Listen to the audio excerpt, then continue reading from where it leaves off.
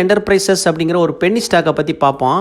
93 பைசா விற்கிது. இந்த பென்னி ஸ்டாக்கை பற்றி இப்போ பேசுவதற்கு காரணம், இதனுடைய விலை 93 பைசா. இந்த நிறுவனம் வேளாண் பொருட்கள் உற்பத்தி மற்றும் ஏற்றுமதியில் ஈடுபட்டிருக்காங்க. அகமதாபாத்தை தலைமையிடமாக கொண்டிருக்கிறாங்க. இந்த ஐஎஃப்எல் நிறுவனம் சிங்கப்பூரை தளமாக கொண்ட unique global managed services private limited நிறுவனத்தில் 12% பங்குகளை வாங்குறதுக்கு பேச்சுவார்த்தை நடத்த ஆகஸ்ட் 1 ஐஎஃப்எல் நிறுவன இயக்குநர்கள் குழு வெள்ளிக்கிழமை கூட போகிறாங்க என்று நிறுவன தாக்கல் பிஎஸ்சியிலிருந்து கிடச்சிருக்கு.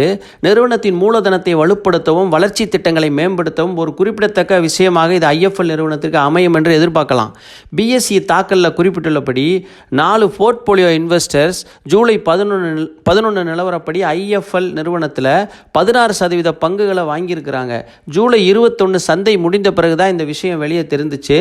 இன்று ஜூலை 22 செவ்வாய்க்கிழமை இந்த நிறுவனத்தில் நம்ம கவனம் செலுத்தலாம். ஸ்டாக் பிரைஸ் ஹை ₹1.40 வரைக்கும் போயிருக்கு. லோ 56 பைசா வரைக்கும் கீழே போயிருக்கு. நேற்று திங்கக்கிழமை க்ளோசிங் 93 பைசா. நீங்கள் இந்த நிறுவனத்தில் கவனம் செலுத்துங்க. இது முக்கியமான ஒரு செய்தி.